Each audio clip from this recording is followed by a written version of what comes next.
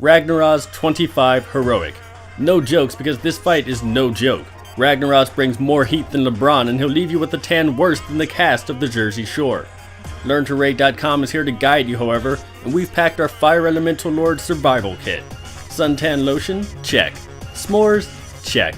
Ragnaros Heroic Mode Strategy Guide? Check. Mate.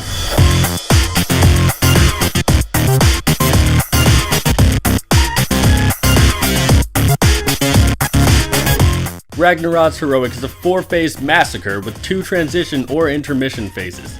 I'm going to say this only once, not as a courtesy or an accurate fact, but as a warning. This encounter is harder than a 17-year-old boy at an all-girls Catholic school. It will stress your tanking, healing, DPS, movement, and execution, and each time you fail you will not risk a 15-minute run back and rebuffing period, but the tearing of the very bonds holding your guild together. That's right, Ragnaros doesn't kill players, he kills guilds.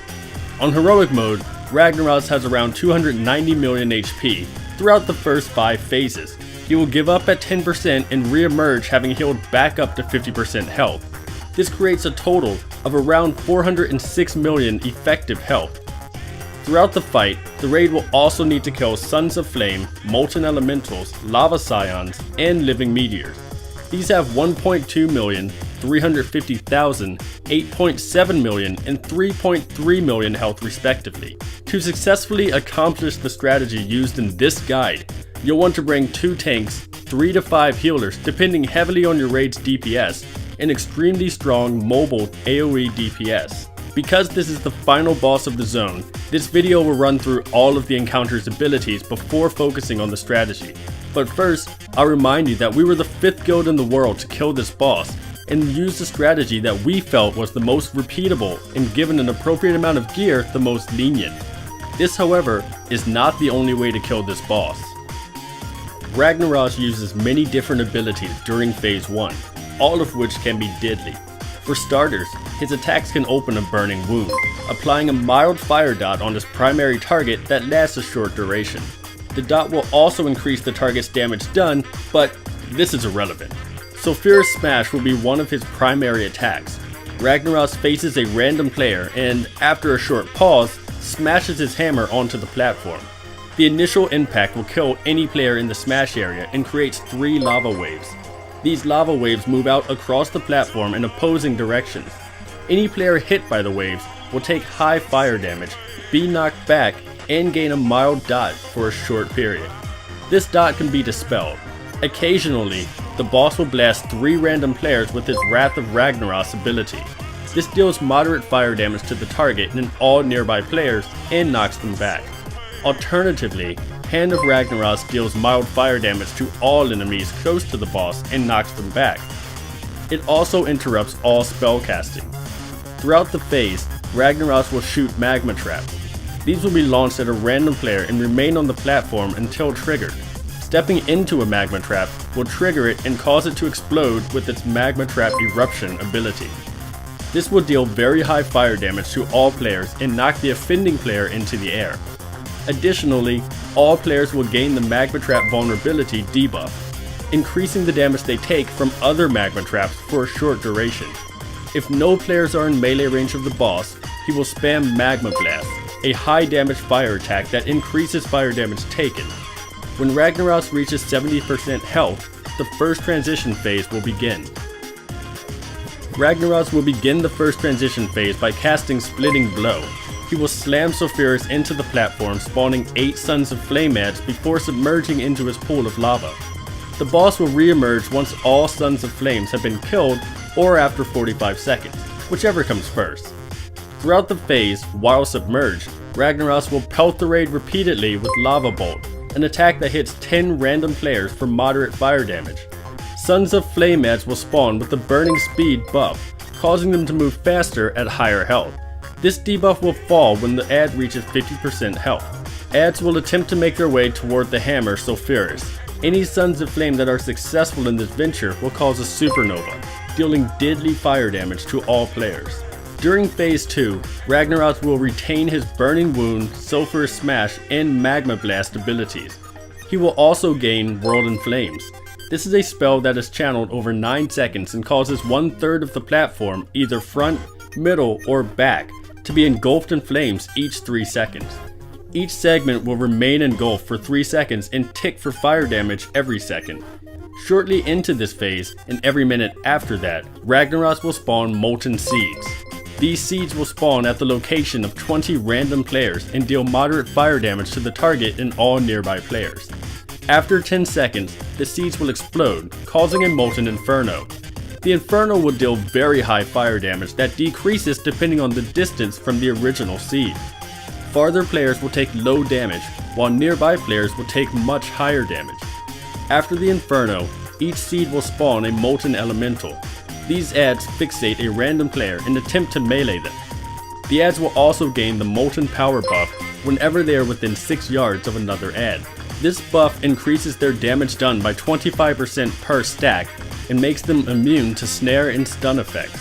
At 40% health, Ragnaros will begin his second transition phase.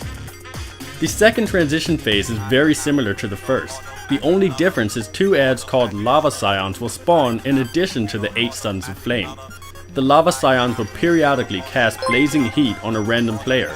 This debuff lasts only a few seconds, but ticks for mild fire damage and causes the player to leave a trail of fire behind them. Walking into the fire will deal moderate fire damage to any player, but will heal Sons of Flame and Lava Scion adds.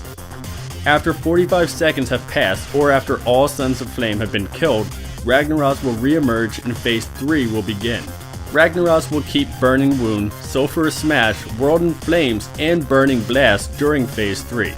If Lava Scions were not killed in phase 2, they will continue to debuff players with Blazing Heat until they are dead. Throughout this phase, the boss will spawn living meteors. These are adds that spawn above a random player and fall to the floor. Any player coming into contact with a meteor will cause it to explode in a meteor impact, dealing deadly fire damage to all nearby players. Meteors cannot be killed until the next phase because of the severely reduced damage they take, but due to their combustible debuff, they can be knocked back. Meteors will fixate a random player and roll slowly towards them. Once they are knocked back, they will fixate a new player.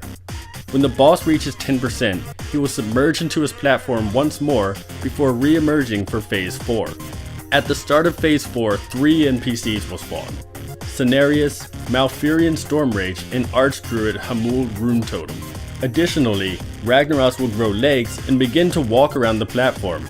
His lava pool will solidify, doubling the space on the platform as if you hit it with a Serenite bomb. Because the boss is now at full power, he will become superheated, dealing mild but stacking fire damage to all players every second. He will also periodically stomp, causing Dread Flame to spawn at 6 random locations. These fires will spawn as a single patch and grow quickly in size. Touching or standing in the Dread Flame will cause initial moderate fire damage followed by a mild ticking fire damage. Occasionally, the boss will empower Sulphurous. This is a 5-second cast that will allow each of his melee swings to unleash flames of Sulphurous, dealing deadly fire damage to all players. Anytime 10 or more players are within 5 yards of each other, Ragnaros will spawn a Magma Geyser. This will deal moderate fire damage to all nearby players and knock them back. The spell will also destroy any Breath of Frost that it hits. Throughout the phase, Cenarius will spawn Breath of Frost. This is a small patch of frost that protects players within it from taking superheated damage. Additionally, Breath of Frost will trap any living meteors that come across it and cause the meteor to take increased damage for a short period. Hamul Runetotem will spawn entrapping roots throughout the phase. Ragnaros can be kited into the roots to be stunned for 10 seconds and have his damage taken increased by 50%. At the start of the phase, Malfurion Stormrage will spawn a Cloudburst. Up to 3 players can interact with this to gain the Deluge buff. This buff grants the player immunity to Dread Flame and superheated damage. In addition, it allows the player to extinguish all Dread Flame they come into contact with. Alright, we've covered this guy's tricks. Let's see how we put him on ice. Phase 1 is about survival. Very few of Ragnaros' abilities can be avoided during this phase, and as such your raid will need to learn how to minimize the damage and handle it accordingly. Begin by properly positioning the raid. Place the tanks here on the right side of the boss, and place the melee on the opposite end of the platform. The melee are free to stack on top of each other because Rag cannot target them with Wrath. To make healing easier, split the ranged DPS on sides of the platform depending on their parties. Have ranged DPS in group 3 spread out on the left, while ranged DPS in group 4 spreads out on the right. Place the primary tank healer or healers on the right side and the primary raid healer or healers on the left side. Any extra healers can be placed in the middle. If your raid is using only 3 healers, place the tank healer on the right, the raid healer on the left, and your swing healer in the middle.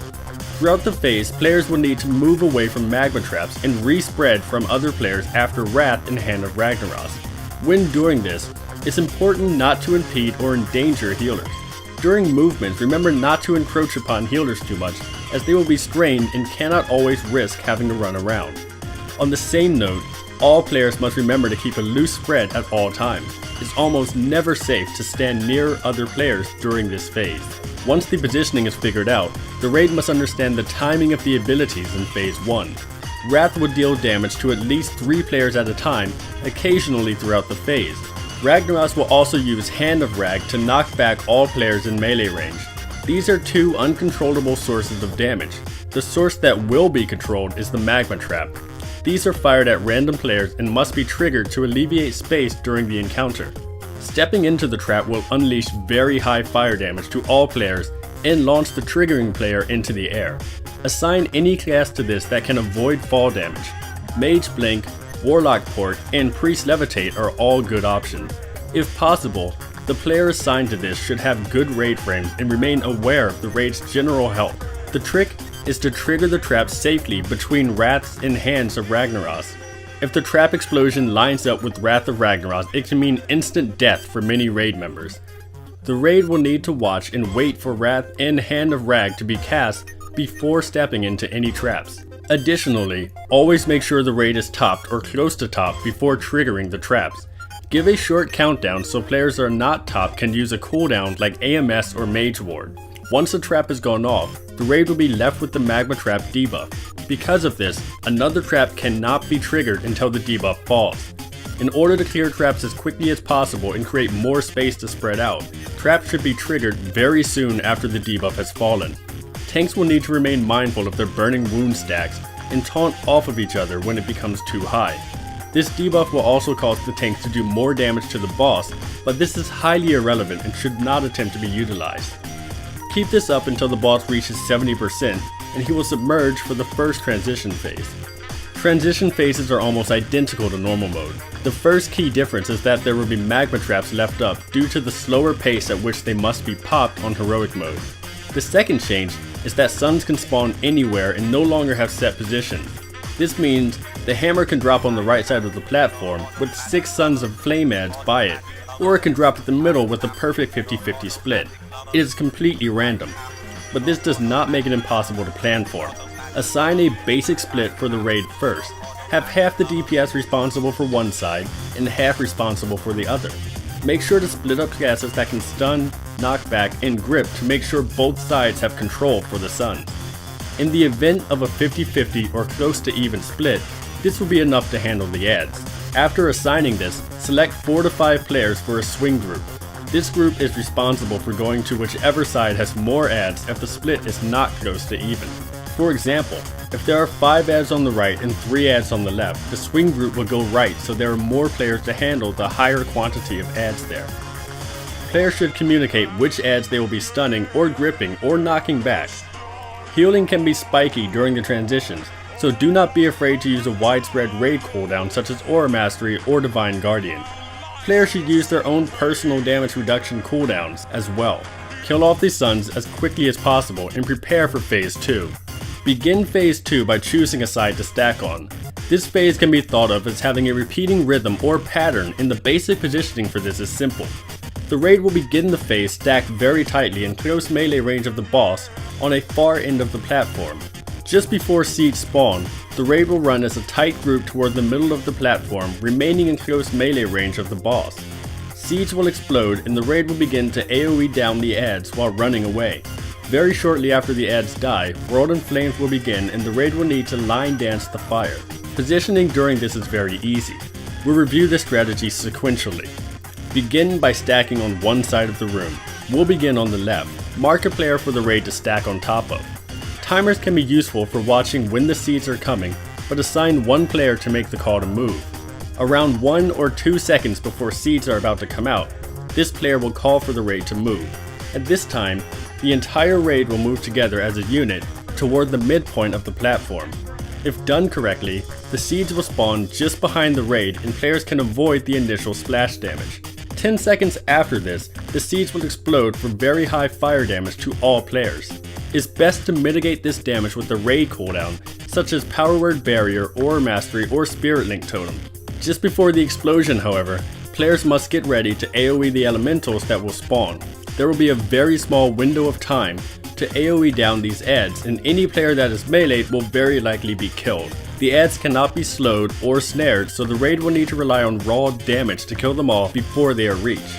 Casters will only have time to get off 1 or 2 casts before they must run to avoid being hit. Players cannot enter melee range of the adds, so the raid will need to AoE while running away. Very shortly after the adds die, the raid will need to dodge World in Flames. Different areas of the platform will be ignited in flame every 3 seconds. This spell does not leave any room for error.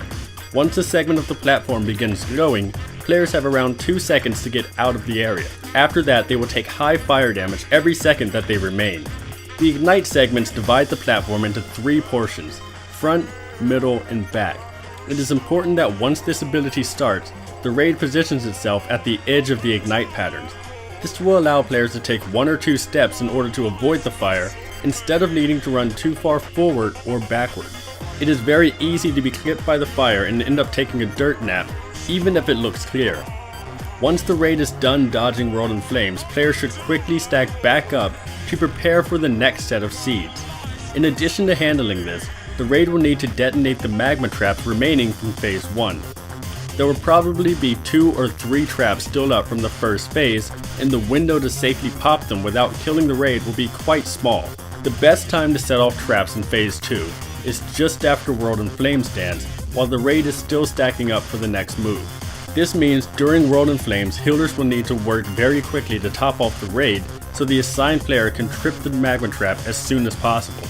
Use healing cooldowns such as Divine Hymn or Tranquility to help top the raid back off after the trap, because there will only be around 15 seconds before the raid must move again for the next set of seeds.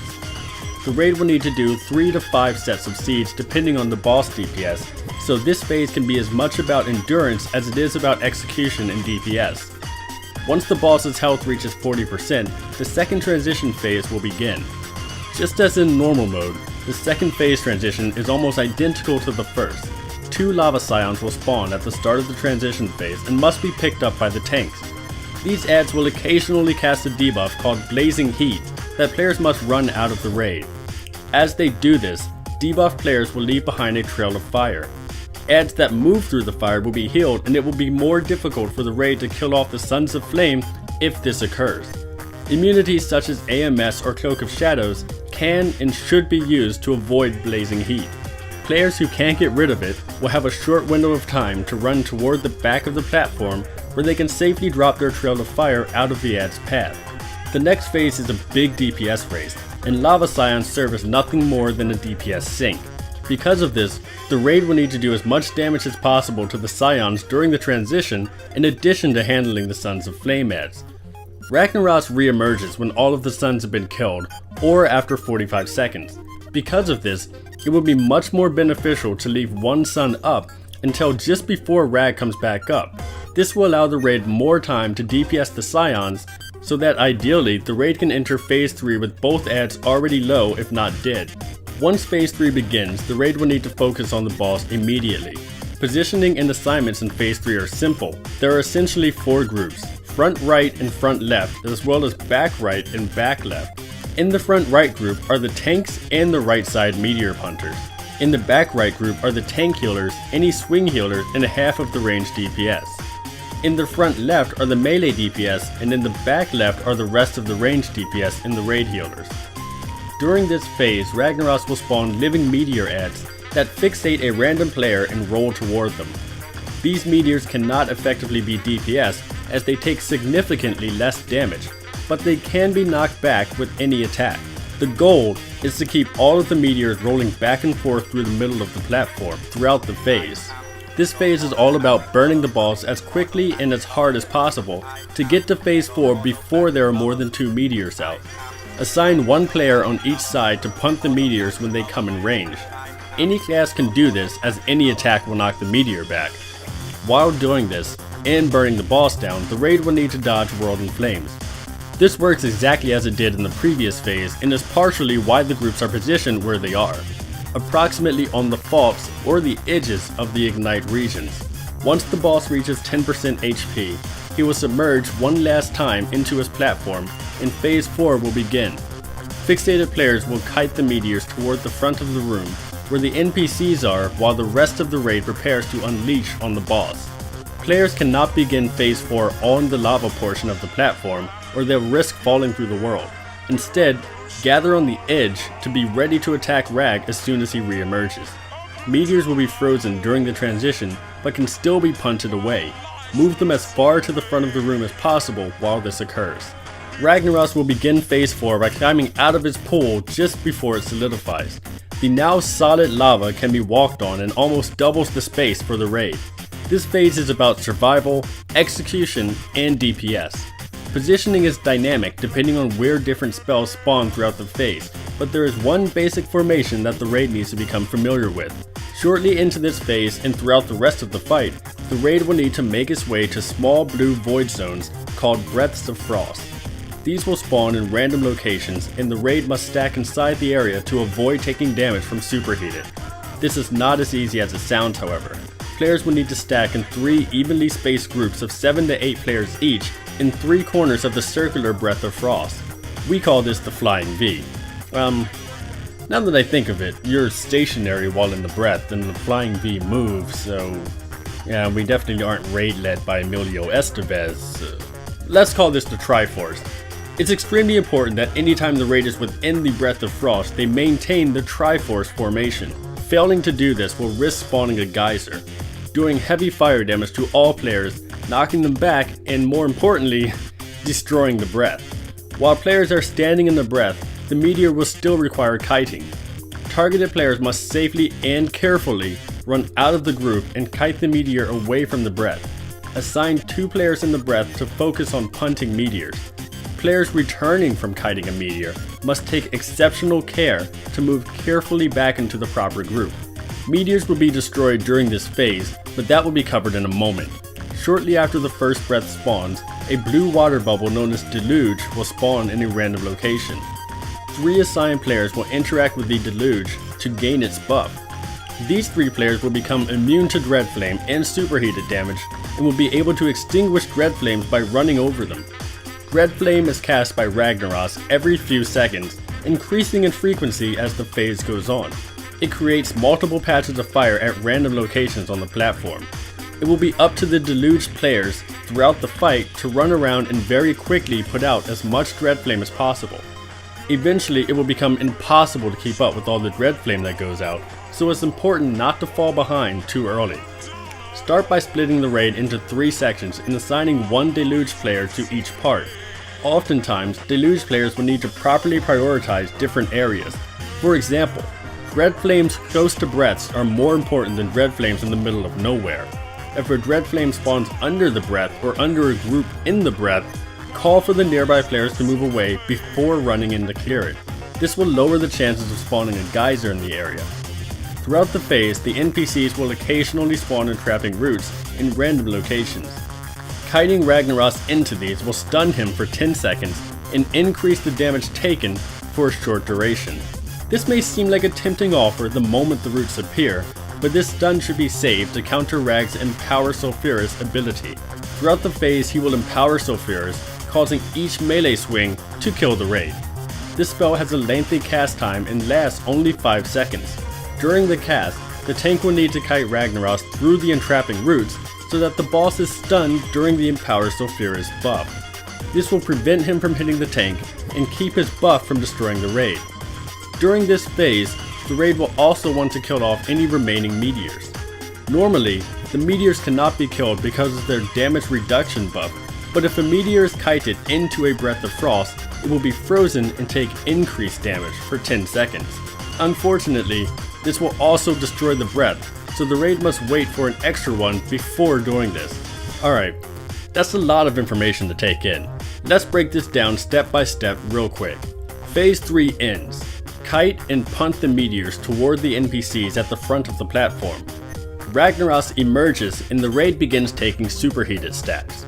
The first Breath of Frost spawns and the raid goes into Triforce positioning. Deluge spawns and the 3 assigned players use it to begin putting out Dread Flames. Trap spawns and the tank must kite rag to it for Empower Sulfuras. The second breath spawns and a meteor is kited into it to be killed. The third breath spawns as the first one despawns and the raid moves to this new one. A second trap spawns and rag must be kited into it. When the fourth breath spawns, kite the second meteor into it and kill it off. This is the basic order of events and priorities throughout the phase. Once both meteors have been killed, the fight becomes about moving to new breaths, kiting the boss into traps, and staying a hit on Dread Flame. Keep in mind these 3 concepts. The first thing that every player needs to concern themselves with is properly positioning themselves in the breath and being comfortable running in and out of their groups without causing a geyser. After that, every player needs to understand how to properly kite meteors, not only out of the group, but into breaths quickly if needed. It is a good idea to use a damage reduction cooldown if leaving the Breath of Frost is necessary. If the whole raid is leaving the breath, use a Stampeding Roar or any other movement buffs to quickly get to the next and out of Superheated. Deluge players must be able to efficiently and quickly decide which Dread Flames are worth chasing and putting out, and which ones must be ignored. They also need to communicate when groups must move away from the breath so they can clear nearby Dread Flame. Tanks need to be able to make their way to traps and successfully kite rag into them. Oftentimes, traps will be deep in fields of Dread Flame, and the tank must use cooldowns, soak up heals, and pray their way through the fire in order to get the boss trapped. Movement spells like Heroic Leap and Leap of Faith can be very useful for these situations. As long as each player remembers their job and keeps a level head, the boss will fall. It sounds like a lot is going on, and that's because there is. Think of it one piece at a time and it all comes together though.